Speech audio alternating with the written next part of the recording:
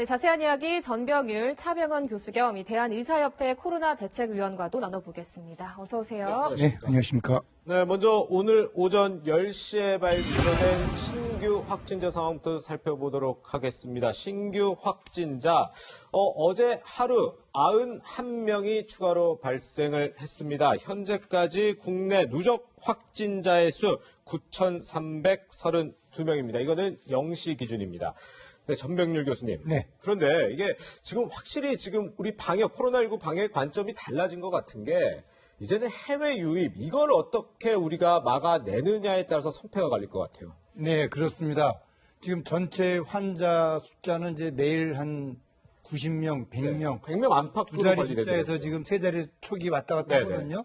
그런데 그 구성비를 보게 되면은 해외 유입 환자를 차지하는 비율이 27만 하더라도 이제 54명, 네네. 또 그 전에 51명, 이런 식으로 해서 어떻게 보면은 전체 확진 환자의 반 이상을 이제 해외 유입 환자들이 차지하고 있습니다. 예, 예. 이렇다면 이들이 만약에 검역 과정에서 제대로 걸러지지 않고 국내에 입국을 하게 된다면은 네네.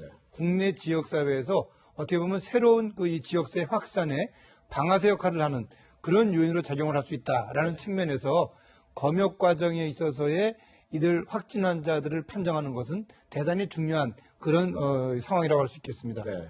네, 지금 속보가 들어와서 좀 전달해 드리면요. 지금 이 대구의 정신병원에서 52명이 집단 확진을 받았다는 소식이 들어왔습니다. 제2미주병원인데요. 환자 51명, 또 직원 1명이 확진 판정을 받았다는 겁니다.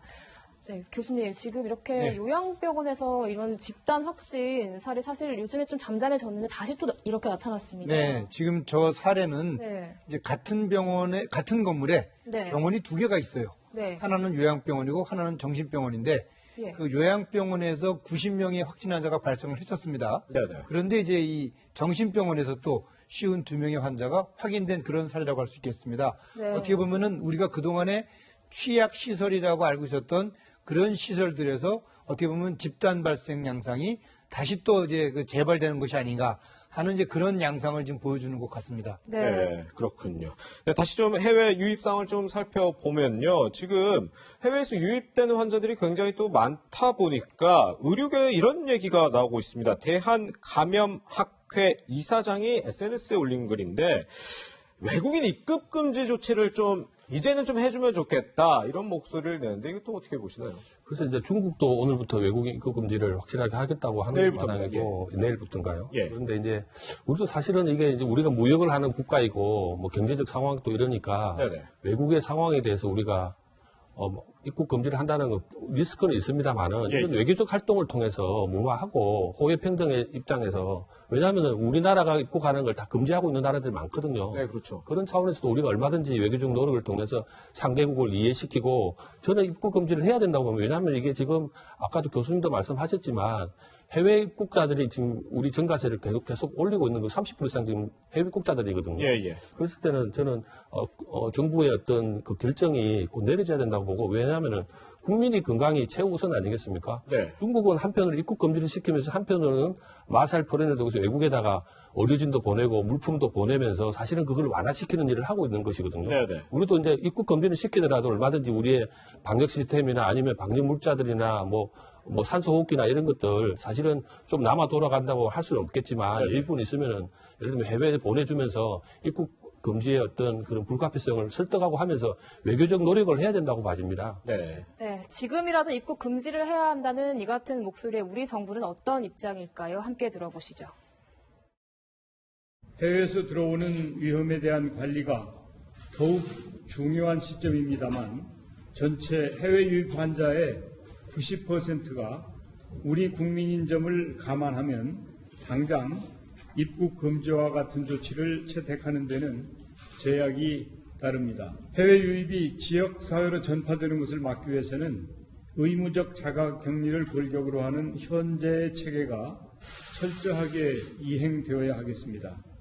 네, 교수님 지금 정세균 총리는 해외 유입의 90%가 우리 국민이니까 어렵다는 건데 지금 의료계에서 얘기하는 건 그러니까 10%의 외국인에 한해서라도 입국 금지를 해야 되는 거 아니냐 이런 주장이잖아요. 네, 그렇습니다. 네. 우리가 외국에서 유학 중인 네네. 우리 유학생들 또 교민들의 입국을 반대하는 주장을 하는 것은 아닙니다. 네. 예, 예. 그 90%에 해당되는 교민들은 우리가 보호를 해야 될 대상들이고요. 네네. 나머지 10%에 해당되는 외국인들, 그 외국인들이 어떻게 보면은 단기 체류자일 경우에는 국내에서 입국하더라도 우리가 제대로 관리할 수가 없는 그런 양상이 있습니다. 아, 그래요? 특수 입국 절차를 통해서 뭐 앱을 깔고 또 보건소의 모니터링을 받는다 하더라도 네네. 사실상 그분들이 진실을 말을 하지 않는다면 보건소는 알 수가 없죠. 예. 네. 그리고 또 그분들은 또 어떻게 보면 감염이 된 상황에서 국내에서 바이러스를 배출하다가 또 출국을 하게 되면 우리가 또 알 수도 없는 그런 양상이기 때문에 네네. 이런 부분들에 대해서 이제부터라도 우리가 170개 국가로부터 우리는 입국 금지, 입국 제한을 받고 있는 상황이니만큼 그에 동등한 소위 말하는 상호주의 원칙에 각한 그런 입국 제한, 입국 금지 조치가 필요하다라는 게 이제 의료계의 입장이고요. 예, 예. 사실 지금 공항에서 검진을 하는 업무 자체도 네네. 이 접촉자 관리라는 측면에서 전수 검역을 그 확진 검사를 하는 것은 사실상 좀 무리다라는 게 이제 의료계의 일관된 주장입니다. 네네. 사실 그런 부분들이 의료인들의 어떻게 되면 체력을 소진시키고 네네. 시키고 또 앞으로 생길 수 있는 그런 환자 관리에 이제 어떻게 되면은 이제 그 약점으로 작용할 수가 있는 그런 부분들이기 때문에 네네. 우리가 자원을 좀 아껴 쓴다라는 측면에서 정책을 좀 더 뭐랄까 좀 효율적인 그런 정책으로 전환을 할 필요가 있다라는 것이 의료계의 일관된 주장입니다. 네. 근데 실제로 지금 이제 의료진들이 이제 외국인들의 뭐 진료를 한다거나 검사를 할 때 현장에서 좀 어려움을 많이 겪고 있나요? 아무래도 이제 이 대화 이런 부분들이 아, 예, 예. 우리나라 이제 소위 말해서 우리말로 하지 않고 네네. 또 통역을 또 필요로 하기 때문에 아, 예, 예. 사실상 정확한 의사 전달이 쉽지가 않고요. 아, 네. 또 그분들이 또 우리 한국문화에 익숙하지 않기 때문에 의료진들의 어떤 정서적인 부분들도 쉽게 이해하지 못하는 네. 그런 측면에서 애로사항이 많은 것으로 제가 알고 있습니다. 네, 그렇군요. 네. 네, 이렇게 뭐 전 세계적으로 지금 뭐 코로나19 확진자가 늘고 있는데요. 교수님 보니까 뭐 미국이나 지금 보니까 이탈리아, 미국이 뭐 중국이랑 좀 확진자 수가 비슷하거나 미국 같은 경우에는 중국의 수를 넘어섰다고 하네요. 네, 네, 그렇습니다. 우리가 이제 그 통계를 보면 이미 미국은 중국의 숫자를 넘어섰고 네. 중국은 지금 한 10명 단위로 이렇게 몇십 명 단위로 지금 확진자가 나오는 반면에 유럽이나 미국은 폭발적으로 늘고 있는 상황 아니겠습니까? 그리고 이런 상황에서 사실은 이제 중국이 취하는 태도를 우리는 뭐 배워야 될 부분도 있습니다. 우리 옛날에 그 2차 세계대전 이후에 유럽의 어떤 경제공황에서 미국이 제안했던 마셜 플랜이라고 있습니다. 네. 그걸 지원해서 경제적으로 돕자 이런 차원인데 지금 중국이 이미 하고 있거든요.